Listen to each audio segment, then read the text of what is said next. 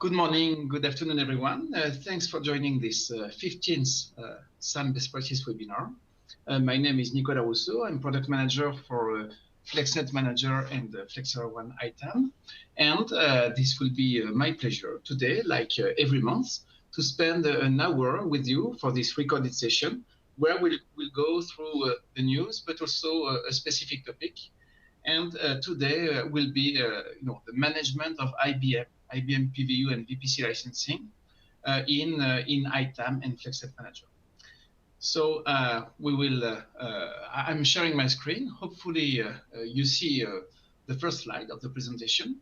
If you don't see it, you may have to choose in your Internet Explorer or Google Chrome. You may need to choose another tab. So hopefully, you see what I'm showing now. So let's move on. The agenda will be very consistent with what we have once a month. We will start with the last sessions, pointers and answers to questions. And then we'll go through some news, the update in the SAM Best Practice Hub that have been performed, a small some news about ITAM and FlexNet Manager 2022 R2, which have been recently released for the cloud versions, and which will be released next week for the on-premise version, 2022 R2. And we will then deep dive into this topic, which is everything about IBM licensing or managing IBM with the FlexNet Manager and ITAM, the context, how to manage and how PVU licensing is managed, how VPC licensing is managed, which is a newer licensing model that IBM introduced something like 3 years ago. And we will then focus on the special case of the Kubernetes containers. So talking about the last session in November, it was on 3rd of November, was on FlexNet Manager 2022 R2. So it was a deep dive on the features, and you can, of course, access the recorded session by clicking on this link. And like usual, I'm just showing that there is it's always the same navigation. So if you go to the community of Flexera, you can then go to the Flexera community, and then if you go to the community hub and to the events and webinars, you will find, so don't hesitate to subscribe just to get the warnings, the notifications of the next events. You get the list of coming or past sessions, and the coming sessions are announced, while the past sessions have their recording and presentation posted. So this is the case for this one, the November one. And every time this is the same thing. You have a detailed agenda, which is described, eventually some recordings, the link of the recording always, and eventually some external links that will help you going beyond what you saw, and the PowerPoint used during the session is always uploaded. This is a V2 here. Just for the record, I've uploaded a more recent version, which contains updated screenshots, since we have now the cloud instances deployed. So I go back to the events and webinar, and just to maybe promote a little bit a webinar that will happen on 14th of December. This is a SaaS Manager webinar, where John Sewer and Andrew Swindle, who are in product management for SaaS Manager, will introduce the new features, and particularly the SaaS Manager has evolved a lot, has extended a lot the collection of data, usage data for the Microsoft mailbox sizes, for instance, which is useful to understand and optimize your Microsoft plans. Extended the data collection for Salesforce, included activated features. So there are many things that I'm sure you will see in this session that could be useful for you. And this is an interactive session, so that's good if you can discuss. Let's move back to the presentation. So there were two questions. One which was very specific on ZVM. So early next year, the Flexera agent will be able to collect actually, we already have an agent that collects the data, which is for Linux on that systems. And sorry, just so the agent will be released, and we already have an agent that collects the data. Right now, we're working on extending the way the data is imported into ITAM, which means that we were able to catch the various layers of this ZOS architecture. There are more than 3 layers. It's not just about physical hosts and helpers and eventually pools. 2 levels of pools. But the question was, is a ZVM required for the ZOS agent? And the answer is, be careful, this is not a ZOS agent. This is for Linux on that systems, which means that we don't catch, the sysplex cluster aware. The agent will actually, run and collect data for Linux running directly on the Z system helper, or Linux running as a guest under a ZVM or KVM hypervisor on a network. So it's quite technical. To be honest, it's not exactly my zone of comfort, but so we will share more once the agent will be released, and once we will have this Z system or ZVM information. And the goal is, of course, to be able to reflect this new architecture in the inventory, but also to compute the license consumption, being IBM PVU or Oracle database consumption in these hard partitioning situations where the capping of each layer is important to compute the license consumption, which is related to cores. Second question was on the unrecognized application. So definitely, this is something that the customer was asking is in 2021 R1 on premise, and the answer is that we have extended the ability of showing the related devices from the evidence tab in 2019 R2. So normally you should have the data. I gave a small link to the documentation, which is showing this announcement that we had at the time. There is also an evidences on computer custom report that you can, if you're on premise, download from the community, which allows to create a report. So it's always the same thing.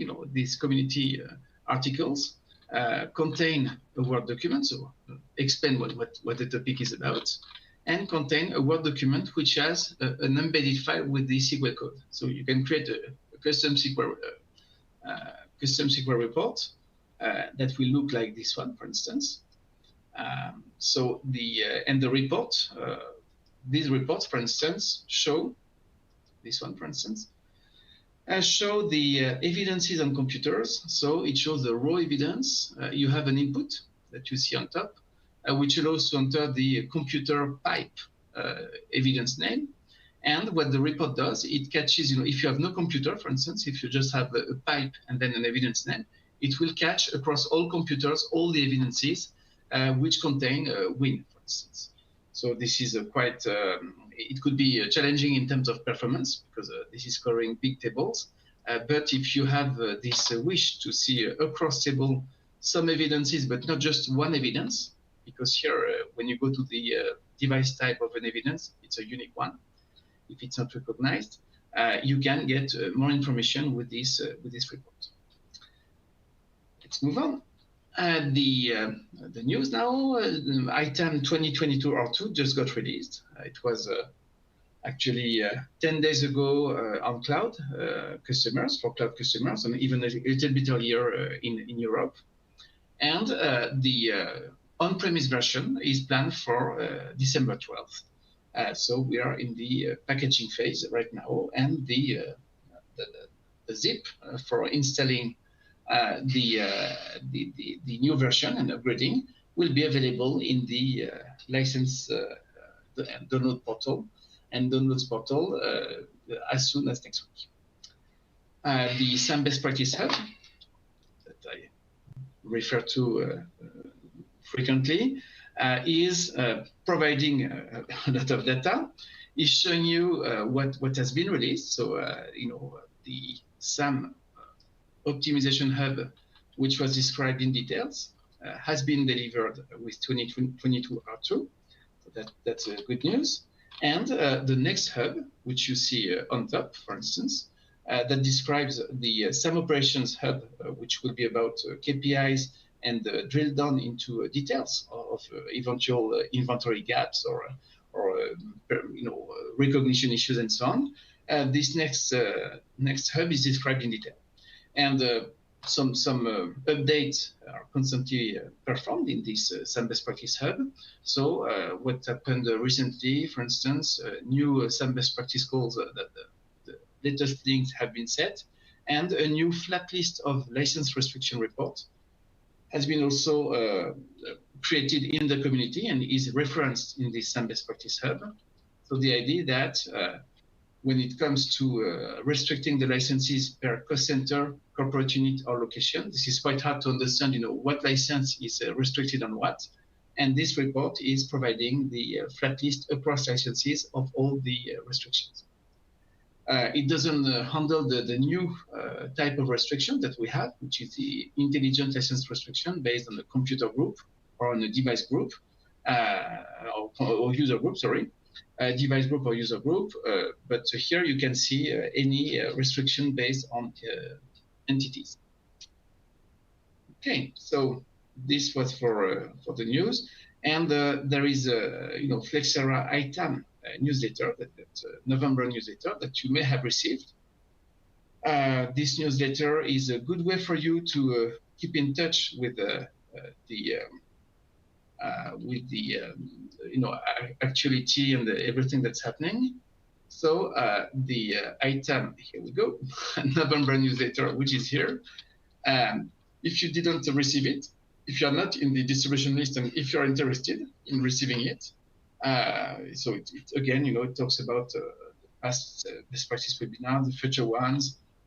Here we have a little article on the per virtual machine new licensing for Windows server that was introduced in October, and which is also reflected in ITAM 2022 R2 and FlexNet 2022 R2. So if you want to get this newsletter, don't hesitate.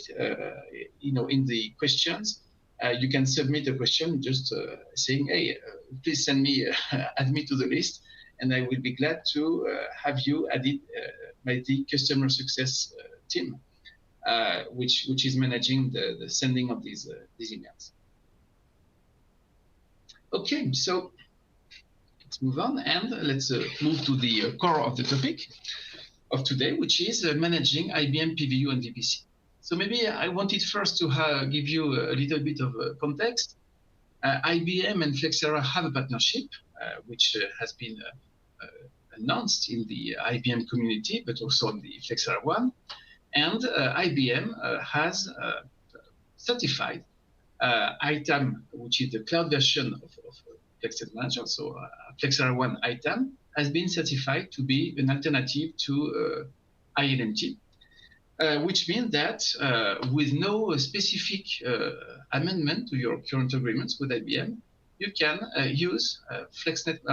You can use ITAM, the cloud version of ITAM, to manage your PVU and VPC license consumption, just like you would do in ILMT. And of course, there is an advantage of not having two tools performed in parallel, of having ITAM managing all your licensing, including IBM PVU.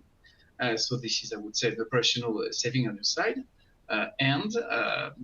So what I'm going to show today explains a little bit the functioning of ITAM to manage this licensing. And so you can use and stop using ILMT if you include IBM in the scope of what you manage in ITAM. This is also possible on premise, but it requires an amendment to the IBM contract. So I would say this is not an automatic replacement. What IBM shares with Flexera, which is part of the partnership, IBM shares its recognition library. So the software ID tags, which are used to recognize DB2, web application server, and all these applications are provided by IBM, which ensure that Flexera has a good quality, good level of recognition.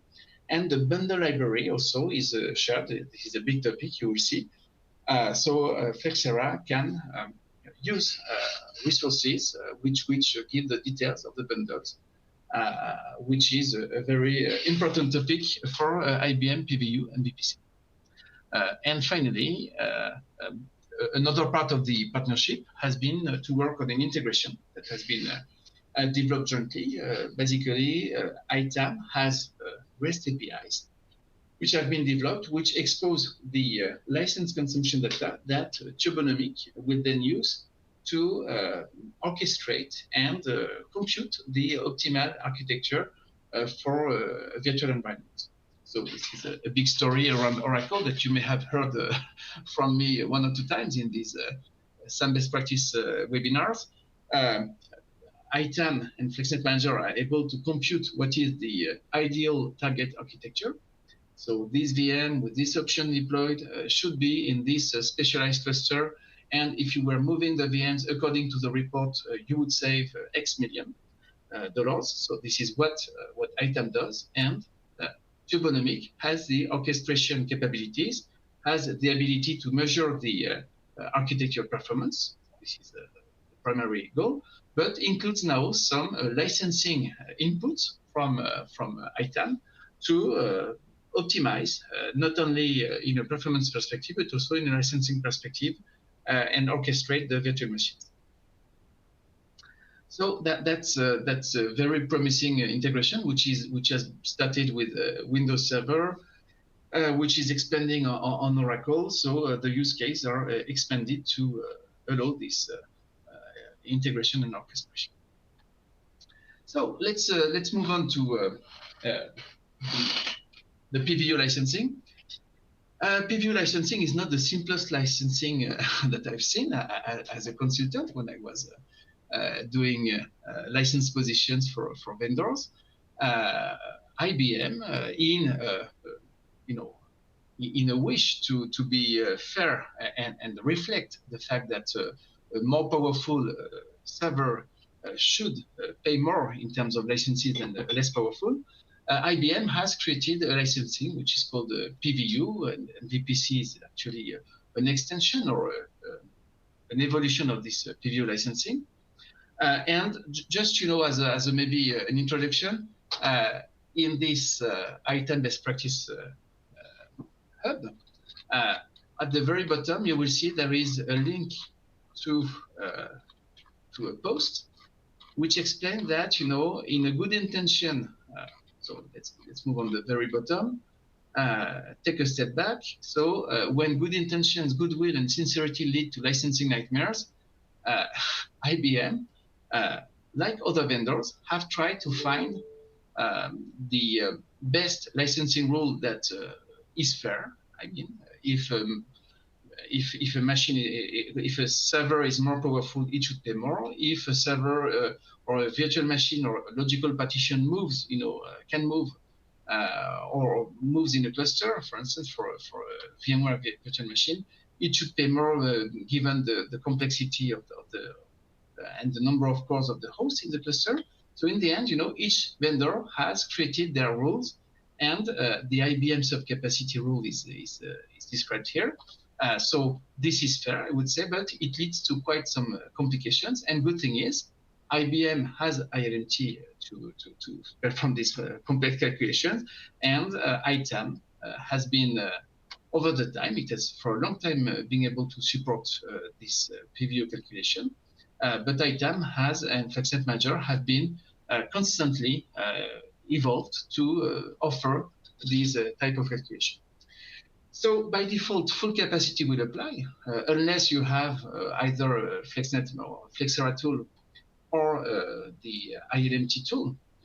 You cannot use sub capacity because there are some requirements of being able to compute the peaks and so on. So the default licensing is that you should apply full capacity, which means that if you have, let's say, a logical partition which has 2 cores on a host which has 26 cores, you should license the full host cores as soon as one application is installed, let's say DB2 Enterprise Server on this helper. So this is an expensive choice because this is the goal of virtualization, to split the host's capacity among virtual machines. But this is, I would say, the default. If you're entitled to use subcapacity, you can then have a different way of calculating, which I will show, which is quite complex, but which in the end is fair, because the calculation will make sure that you're paying for what you are using product per product, using a mix of computations host per host and virtual machine per virtual machine. When we say subcapacity, it means that you don't need to pay for the full host cores. You can do a calculation which includes the sum of cores of the logical partitions installed within the host. But because there is movement in all of this, there is another rule with subcapacity that says that what you need to be licensed for is the peak over 90 days. So we keep counting the peaks per quarter of consumption per region and per product. So subcapacity is a mix of counting host per host the right consumption and monitoring over the time these consumptions with a notion of factors, which is related to processor types.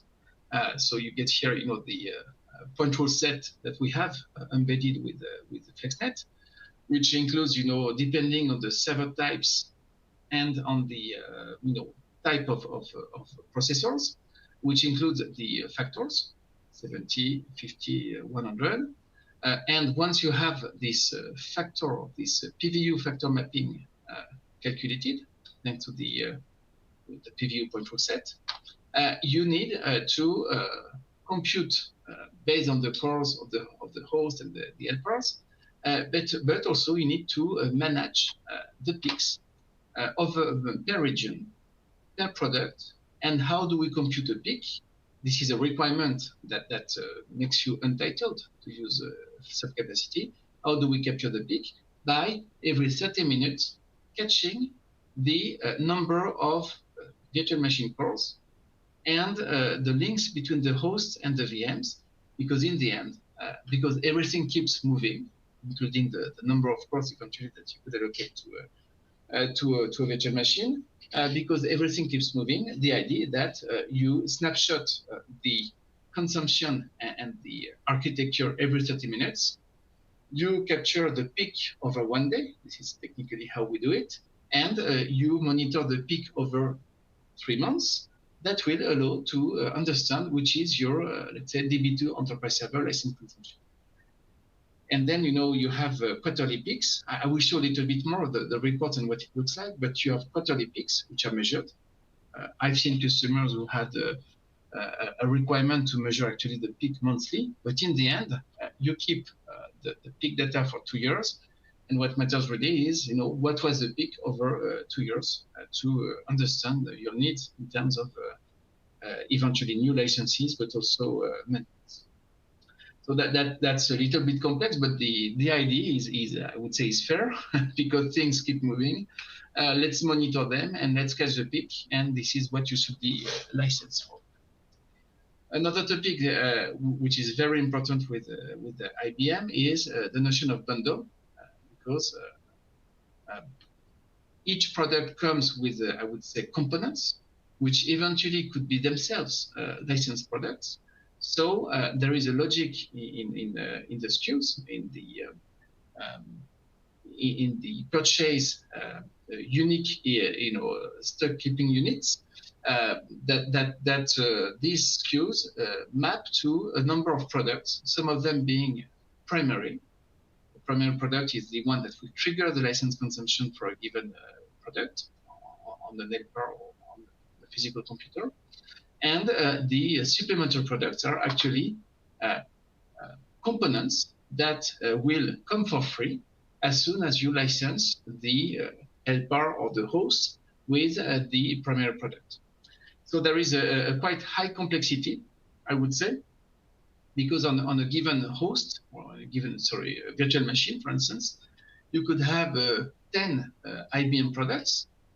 And in the end, the complexity that if you license, let's say, the helper with DB2 Enterprise, it will cover 3 other products. But eventually, if you are licensing with another license, one of the other products, it would also include, let's say, 4 other products. So there is, I would say, a complicated logic of bundles which are competing against each other. And this is part of the license reconciliation and the strength of Flexera technology to compute operating system per operating system or deployed virtual machine by deployed virtual machine. What are the best bundles? Because you may have a combination of 50 possible bundles on a given server. So bundling is automatically computed within a device, but cross-device bundling can be managed through exemption. That's something I'm developing a little bit later. So what I'm not completely sure. I will maybe illustrate a little bit by going to an IBM license. So I'm going to run Flexera 1. And if I take the demo instance that we have, I will go to a given license. And you will see my demo data is quite limited, but if I take the IBM PVU licenses, here we go. If I take a server with a nice consumption, let's say MQ server PVU, DB2 Enterprise seems to have a good consumption. Here you will see a little bit the complexity of the thing. The product that is covered, the primary product for IBM DB2 Enterprise server is DB2 of Enterprise server option. So I can add the addition. You will see that this is on top of the list, Enterprise server. And then you will have primary products, but you will have a full stack of supplementary products. Sometimes the list is quite big. And the idea that once you have defined the license that you are going to, that is going to measure the consumption, there are multiple things that happen. So at a given time, the license will show you detailed consumption. And this is always the same type of logic. So you have, the cores.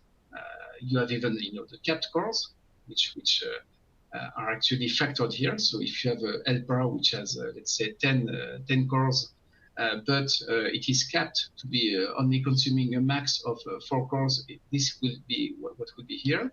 And the idea that there is a factor, which I'm not sure we have here, but we have this in the other reports. I don't think we have the factor here. No.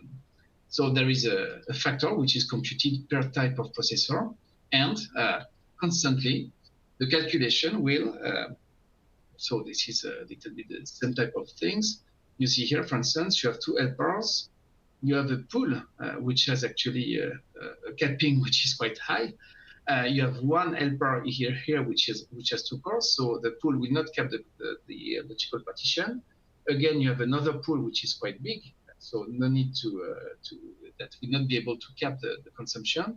And you have, the host, which itself has a large number of cores. So fortunately, the consumption will be 4 plus, so 2 plus 2, and will be multiplied, 4 multiplied by the factor, which is probably 120, and you will get the total consumption for the host.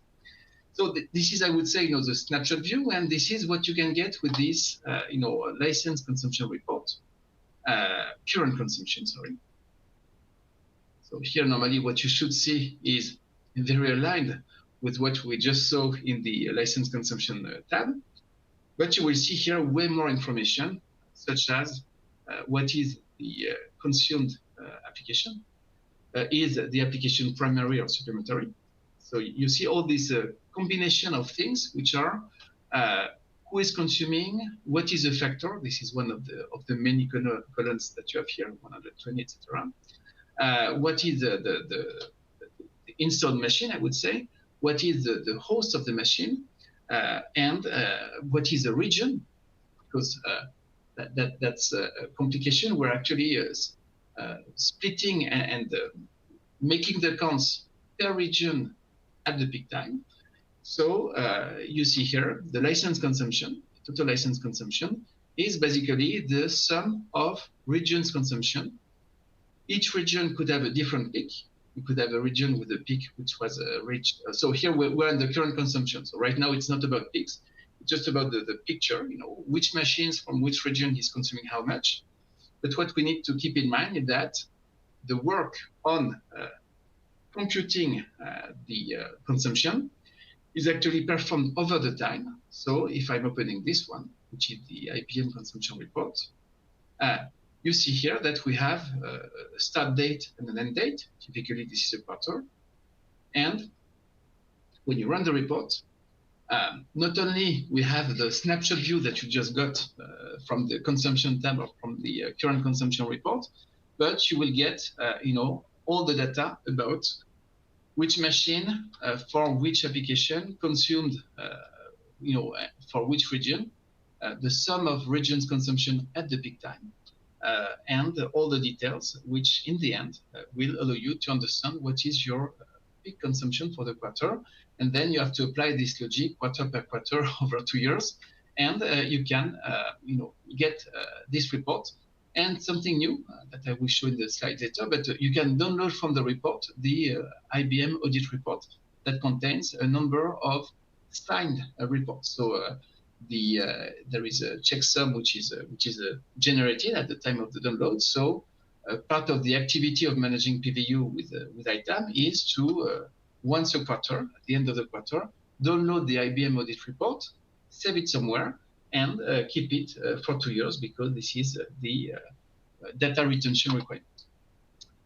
So I'm moving back to the slide, but hopefully I did not lose you too much. But this is really about being able to compute according to the factors and the capping and host to VM relationships, catching also the peaks and slicing the peaks per region.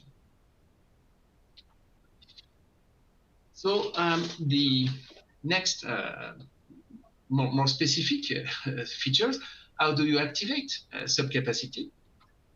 So you can activate subcapacity by going to the administration settings. So here you have the general settings for IT asset management. And you see here, there is a licensing tab. And so there are two parts. One is, making sure that you have the data retention set up.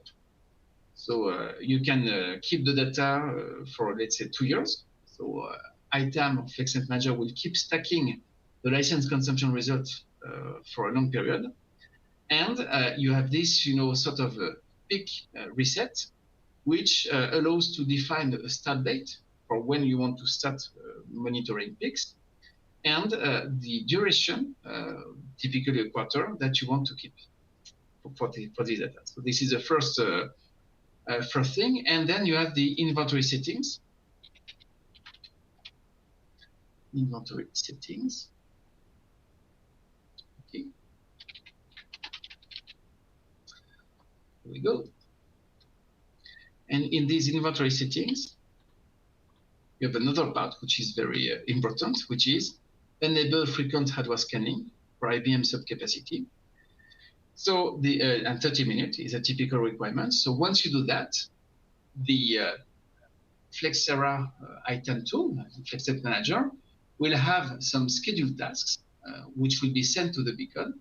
The beacon every 30 minutes will catch the links between hosts and VMs through the vCenter import. So it's performing frequent scan of the vCenters and catching the data actually in a table of inventory manager, which is the inventory database.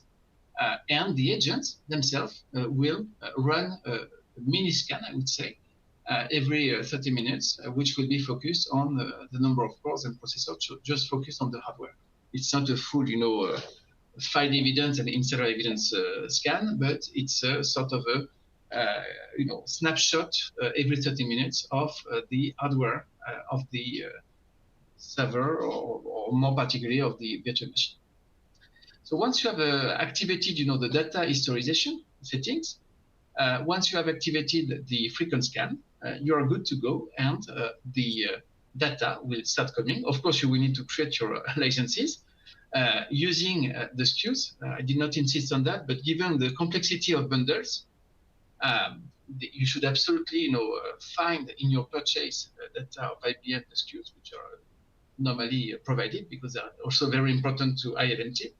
And once you have the SKUs, you can process the purchase and create licenses, and each license will automatically inherit from the SKU the bundle, knowing that there are some complexities. Let's say DB2 9 bundle was not the same as DB2 Enterprise Server 11 bundle. So at the time you create the licenses, you have to be particularly cautious.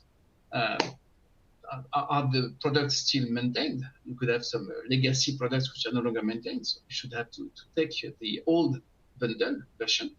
And if the products are still maintained, you may even wonder, when did I purchase these products? At that time, what was the version? And eventually, given what you deployed and what you upgraded, you may stick to an older version of the bundles because this is what you acquired. So the creation of licenses is helped by the SKUs, but you still have to apply your level of best practice to create the licenses. If you are on currently maintained products and you keep updating to the latest versions, you could take the current SKUs and for the current versions, and you will get the right level of bundles. Okay, so this was one part, how to activate the data historization and the frequent scan. A second thing is about the regions, which are very important. So each device in ITAM is linked to a location. If I go back to my license, I will maybe go back to the license. Okay.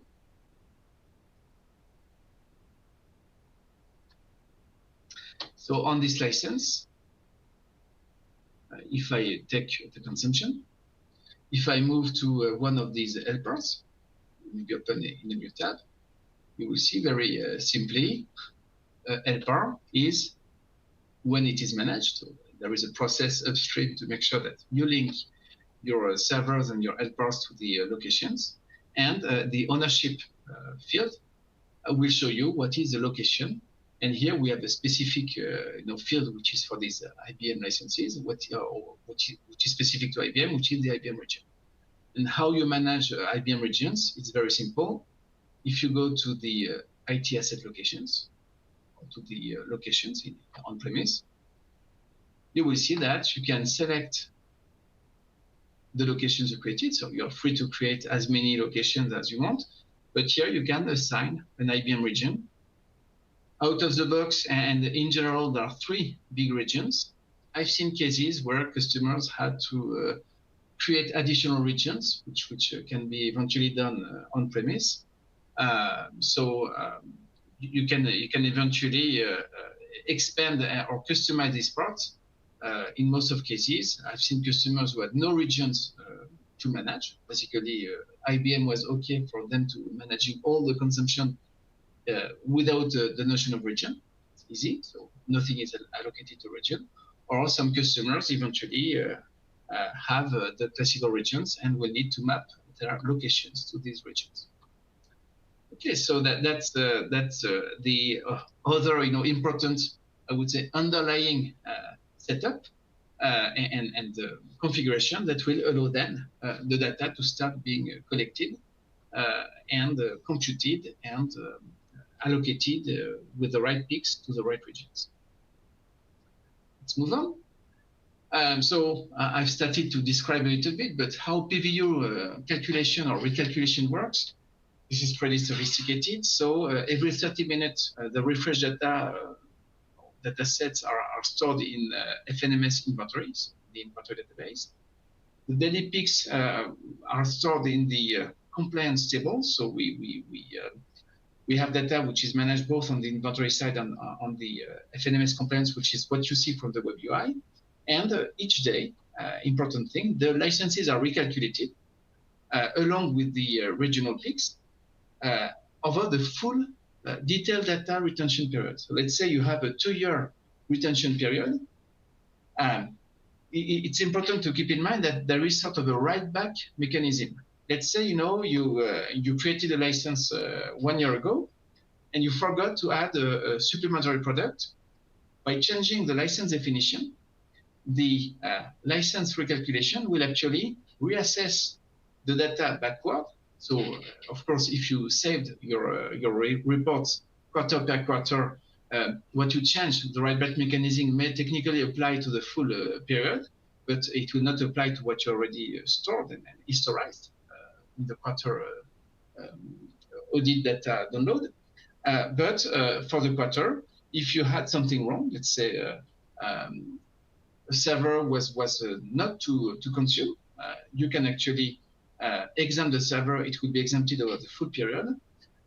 As well, if you had something wrong in your license definition, you can change it, and it will actually set the data back for the full quarter, and it will reassess all the peaks, which means that eventually a server that was exempted but participating to a peak in the past will decrease the peak if you exempt it now. So hopefully it makes sense, but that's an important and I would say powerful capability. The bundling, long story around bundling, having myself being a consultant for years, let's say in 2019 or 2018, we were still doing what we call nested bundling, which is if you have a DB2, which includes this WAS web application server, which itself includes, this other application, we were sort of, taking the bundles of level 1, 2, 3, so there was no limit. And in the end, we had some strange situations where, let's say, DB2 for workgroup was covering DB2 Enterprise Server, because if you go at a 5 bundle distance, indeed, that could be very, very strange. So we have changed that to move back to a level 1 bundling.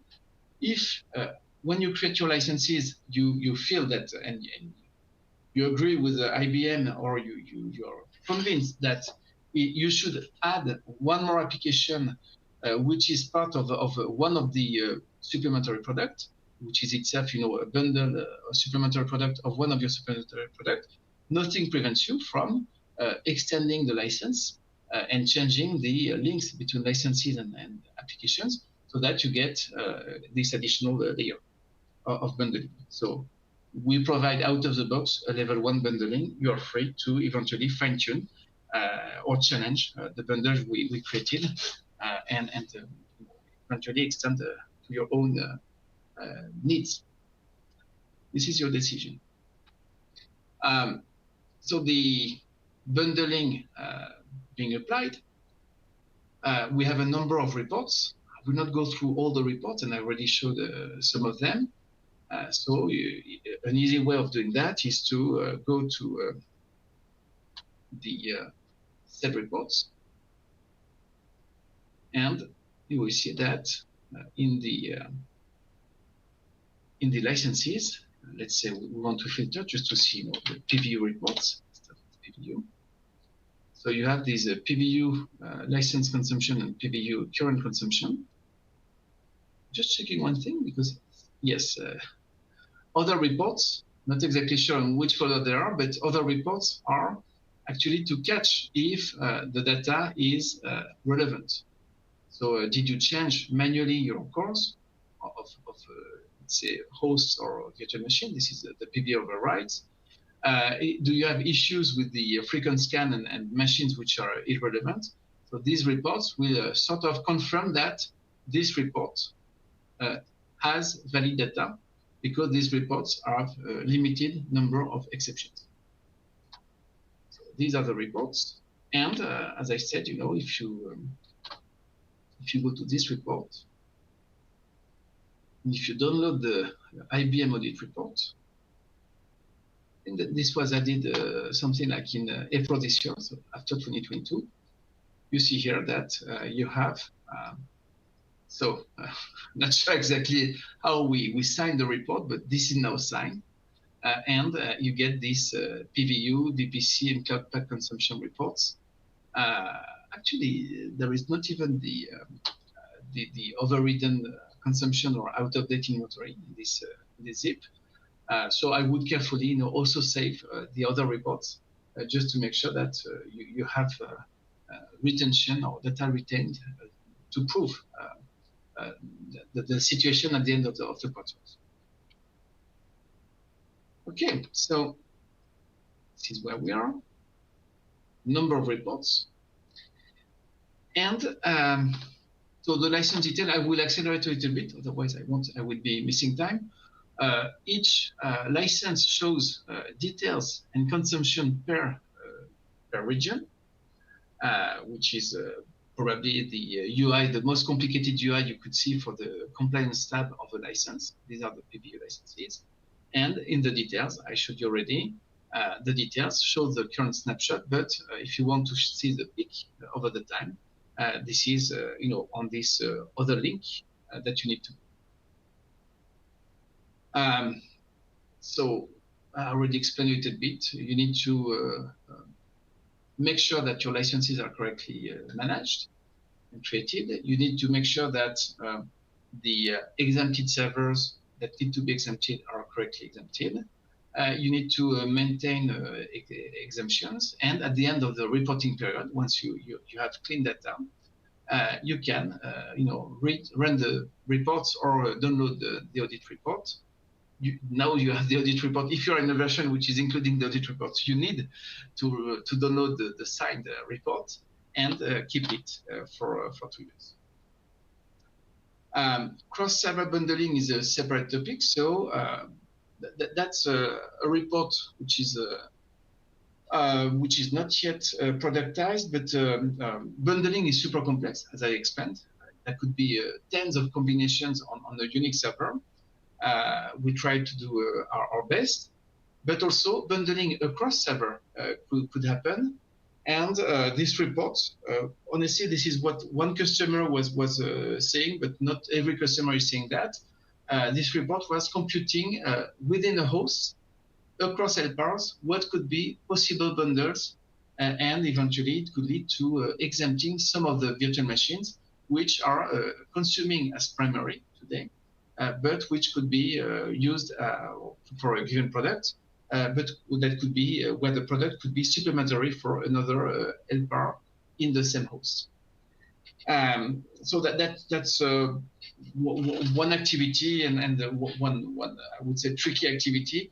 You need to understand your architecture and if bundling needs to happen outside of your virtual machine or computer. Second topic, which is very fresh with the 2022 R2, there was a big issue or there was a challenge with IBM, which has sometimes some non-prod licenses in phosphate data stage for non-production. And the thing is, you know, you may have a non-production application deployed that can be identified with a software tag, but very often, actually, this was the same product, which was on non-production servers or on production servers. And in the end, because this is a thing about peaks, this was very hard because you cannot allocate the server after the reconciliation.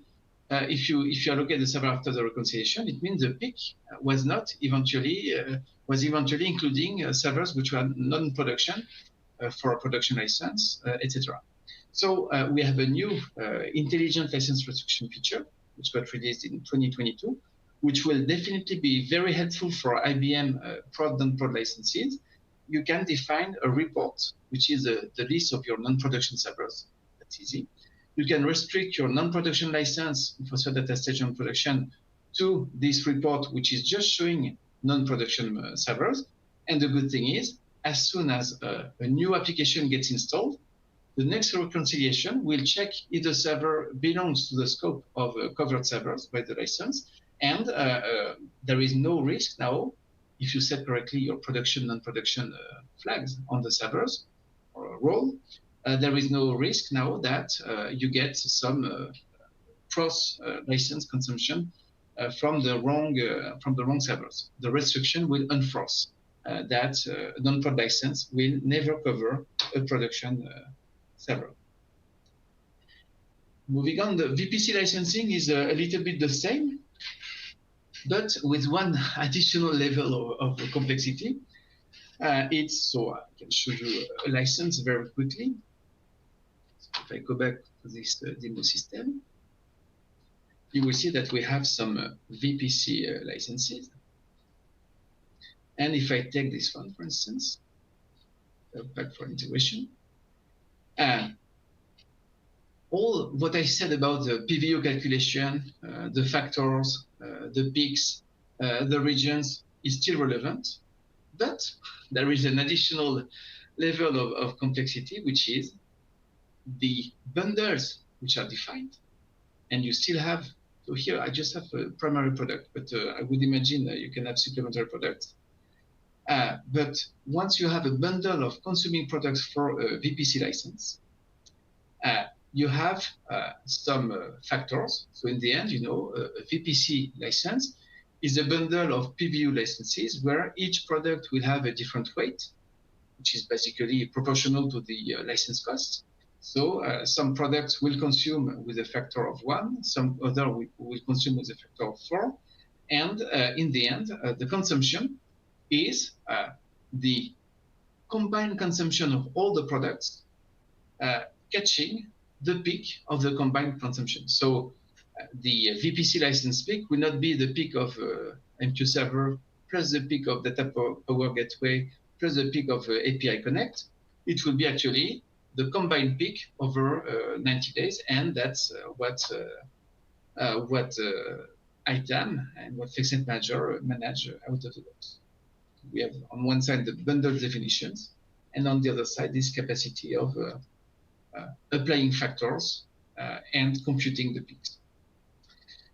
Note that that's a complicated topic, but some products have different ratios for different editions.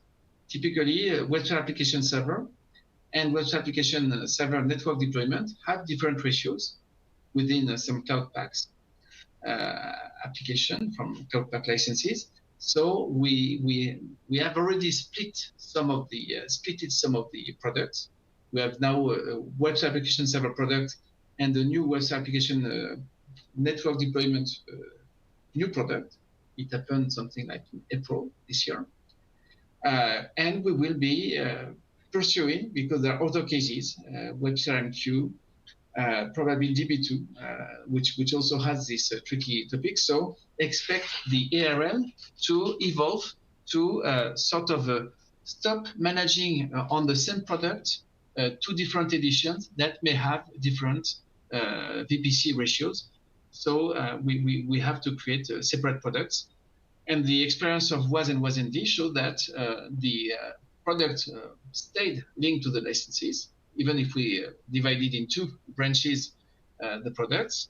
And the consumption was, so you can now fine-tune how WAS and WAS-ND consume, even for primary and supplementary, which was more the case for PVU. So be aware that this is a trend we are going to apply to some products. And you have similar reports, VPC license consumption, VPC license current consumption, like the PVU one, but applied to the VPC license model. I have 5 more minutes, and the Kubernetes topic. So I provided a full some best practice webinar on container management. I will go quite quickly on the IBM consumption for Kubernetes. So thing is, the container world is a complicated world. This is because the container have a very short life. They read from they're instantiated from an image. They could be on for 1 hour and be off later. So licensing containers and computing license consumption for containers is a big challenge.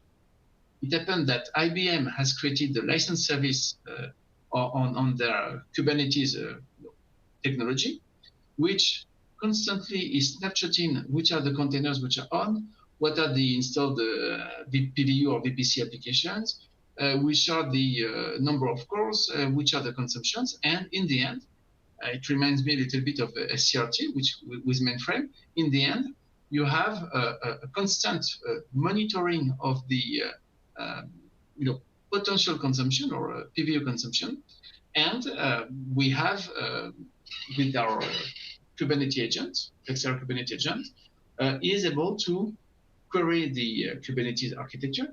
You will know which images, which clusters, which helpers, and so on, which container have been instantiated.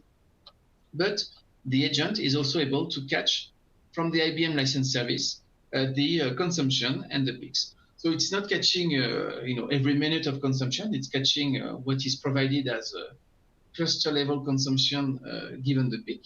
But this data gets fed into ITAM, into ITAM and Flexnet Manager, so that you get the right level of Kubernetes consumption added to your classical, I would say, LPAR or virtual machine or physical computer consumption. And there is a little, so I've not gone into details into that, but the way the license server is describing the product may be slightly different from the way it is normalized, because this is about tagging. So in the end, there is a mechanism in ITAM to map this Kubernetes license service integration data to the FlexNet or ITAM licenses, and the two applications or the two data sources are imported. So what you see here in this container, the list of Kubernetes containers, the IBM Cloud Pak consumption will show you a mix of Kubernetes consumption, which is just the output of what the license server provided to this architecture, and the classical VPC consumption. So I will not spend because I'm limited in time, but you will see that once you have the Kubernetes agents deployed, and please refer to this some best practice webinar just to show you.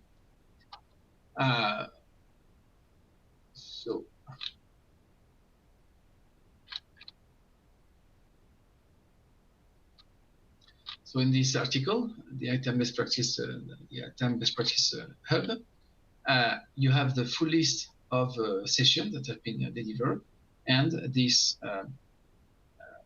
container session was in July. So you can here get more details than what I'm going to provide. But in the end, the data is actually replicated. It's not ITAM or FlexNet which is computing the consumption on Kubernetes architectures. It's more the Kubernetes architecture which is providing to ITAM the sort of license consumption results, which is itself reflected into these reports and in the license consumption. You see that, for instance, you have this, now we have the sub-capacity consumption from the Flexera agent, and then current full capacity of other sources of data. So we are mixing the data in a unified license position. So it's the peak container, actually it's quite complex. This is full capacity, plus sub-capacity, I would say in the classical calculation way, plus peak container capacity. And yeah, I don't have the screenshot, but the consumption will show actually the cluster names, which sometimes have very weird, UUID names, and will show the consumption per product, reported back to the consumption. So this is what I wanted to cover for today. If you have questions, please ask them in the chat, and I will address them in the next session, which will happen in January. I don't have yet the content for this session, but please monitor the community hub, and you will get the next announcements for the next session coming very soon.